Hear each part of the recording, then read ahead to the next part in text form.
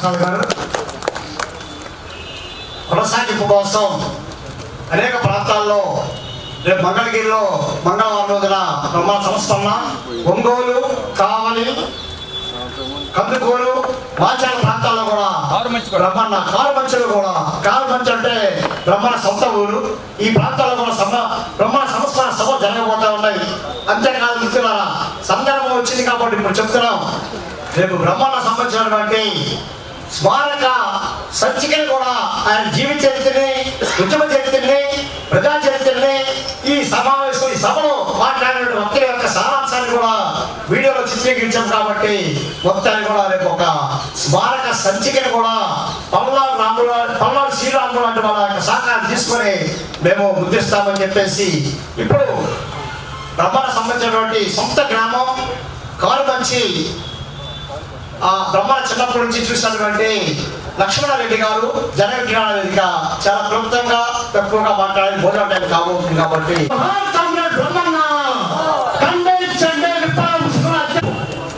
విప్లవ సంఘాలకు అందరికీ అభినందనలు తెలియజేస్తున్నాను. మాది ప్రకాశం జిల్లా టంగుటూరు మండలం కారుమంచి. నాదని బ్రహ్మయ్య కారుమంచిలో ఉన్న ఆ కమ్యూనిస్ట్ ఉద్యమ నేతృత్వంలో వామపక్ష భావాలు ఏర్పడి గుంటూరుకి చదువు కోసం వచ్చి ఏసీ కళాశాలలో డిగ్రీ పూర్తి చేసి అప్పటి నుండి ఈ రోజు వరకు మరణించేంత వరకు వామపక్ష భావాలతో, విప్లవ భావాలతో అట్టడుగు వర్గాలకి మంచి సేవ చేయాలనే దృక్పథంతో పనిచేశారు. వారు గత సంవత్సరాల తర్వాత సంవత్సరాల క్రితం బయటకు వచ్చినప్పుడు మా జనచైతన్య వేదిక ఆఫీస్కి తరచూ వచ్చేవారు, మాట్లాడేవారు, చాలా సమావేశాల్లో మాట్లాడేవారు. ఈ గుంటూరు పట్టణంలో ఎవరు మంచి కార్యక్రమాలు నిర్వహించినా అక్కడికి వెళ్ళి వారికి తోడ్పాటుగా ఉండేవారు. అది మేము బయటికి పంపించినా కూడా ఇంకా ప్రజల్లో ఉంటున్నాడా, మేము బయటికి పంపించినా కూడా అన్ని సంఘాల్లో వెళ్ళి మాట్లాడుతున్నాడా, మేము బయటికి పంపిస్తే ఇంట్లో కూర్చోవాలి కానీ ఇంకా ప్రజా జీవితంలో ఉండటం ఏంటి అనేది కూడా ఒక కారణం నేను అనుకుంటున్నాను. కారుమంచి గ్రామం 1940 దశాబ్దంలోనే చాలా కమ్యూనిస్ట్ భావాలు ఉన్న గ్రామం. అక్కడ సపరేట్గా కమ్యూనిస్ట్ పార్టీ సభ్యులు ఆనాడే ఏకగ్రీవంగా తెలిసిన పరిస్థితి. అలాంటి మంచి వాతావరణంలో కమ్యూనిస్ట్ ఉద్యమం 70-80 దశాబ్దాల దాకా కొనసాగింది. రాజేంద్ర బ్రహ్మయ్య గారు చాలా చెబుతున్నారు ఆర్థిక నేరాలు అవి అని. కానీ నాకు 40 సంవత్సరాలకు తెలుసు. ఎప్పుడు ఆయన ఏదైనా ఉద్యమం కోసం, ఉద్యమ అభివృద్ధి కోసం, కార్యక్రమాల కోసం సపోర్ట్ అడిగేవాడు కానీ వ్యక్తిగతంగా అడిగేవాడు. కానీ గత 2 సంవత్సరాల నుంచి బిడ్డల అభివృద్ధి కోసం, బిడ్డల చదువు కోసం, బిడ్డల ఉద్యోగాల కోసం ఇలాంటి కూడా సహాయం అడగాల్సిన పరిస్థితి ఏర్పడింది. వాళ్ళు చెప్తున్నట్టుగా కోట్లాది రూపాయలు సంపాదిస్తే వాళ్ళ భార్య సామ్రాజ్యంగా 7,000 రూపాయలకి స్కూల్లో టీచర్గా పనిచేయనక్కర్లేదు. వాళ్ళ పిల్లలు 10-15 వేల రూపాయలతో చిన్న ఉద్యోగాలు చేసుకోవాల్సిన అవసరం లేదు. కానీ ఒకరిని చంపాలి, ఇబ్బంది పెట్టాలనుకుంటే ఓ బలమైన నేరాన్ని వేయాలని చూశారు.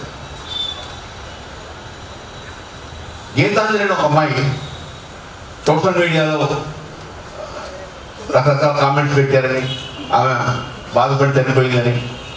ఆ ఒక్క సంఘటన ఆంధ్ర రాష్ట్రంలో వారి ఇంటికి వెళ్ళి ఈరోజు అధికారంలో ఉన్న పార్టీ 20 లక్షల రూపాయలు ఇచ్చి 5-6 టీవీలు వేసి ఎవరెవరు బాధ పెట్టారో మొత్తం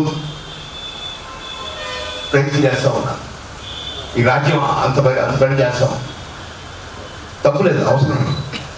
కానీ ఒక నాగరిక బ్రహ్మైన ఒక వ్యక్తి, ఒక రాజకీయ నాయకుడు, ఒక ఉద్యమానికి, ఒక జిల్లాకి కార్యదర్శిగా పనిచేసిన ఆయన, ఒక జిల్లా కార్యాలయాన్ని నిర్మించిన ఆయన, అట్టడుగు వర్గాల కోసం ఎంతో కృషి చేసిన వ్యక్తి దారుణంగా చంపబడ్డాడని తెలిసి చంపిన వాళ్ళు మేము చంపామని చెప్పిన తర్వాత కూడా ఇప్పటికి ఒక్కరిని కూడా అరెస్ట్ చేయలేదు. ఆ వైపే దృష్టి పెట్టలేదు. ఇప్పటికీ పోస్ట్ మార్టం రిపోర్ట్ బయటకు రాలేదు.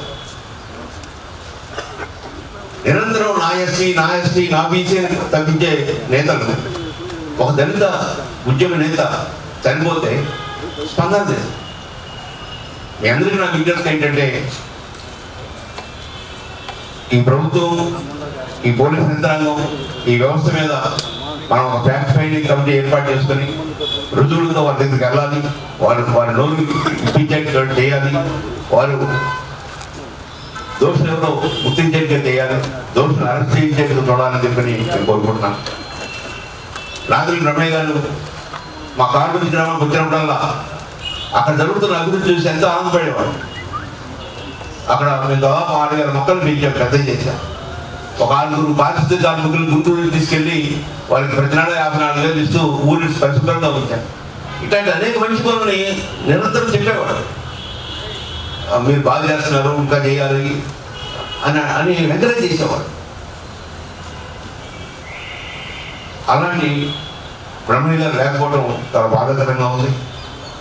మీ అందరి సమక్షంలో చెప్తున్నాను, వారి కుటుంబానికి బ్రహ్మయ్య ఉంటే ఎలాంటి ప్రయోజనాలు ఉంటాయో, బ్రహ్మయ్య ఉంటే ఆ కుటుంబం ఎలా ముందుకెళ్తుందో అదేవిధంగా నేను ఆ కుటుంబానికి అండగా ఉంటానని తెలియజేస్తూ